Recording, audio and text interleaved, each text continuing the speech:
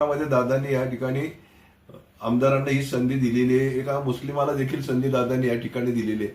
परंतु हे करत असताना निदर्शनाच्या माध्यमातून तुम्ही वेगळी भूमिका जर मांडत असाल, तुमच्या मुलाला 2 महिन्यापूर्वी पंकजला या ठिकाणी दादांनी विधान परिषदेचे आमदार केले, तुम्ही कशाला बाकीच्या गोष्टी सांगताय? आणि सगळंच तुम्हाला घरामध्ये पाहिजे का? यामध्ये ज्या पद्धतीने तुम्ही कार्यकर्ते ज्या पद्धतीने वागत असतील तर त्या पद्धतीचं उत्तर पुणे शहर राष्ट्रवादी काँग्रेस पक्ष त्याला दिल्याशिवाय राहणार नाही.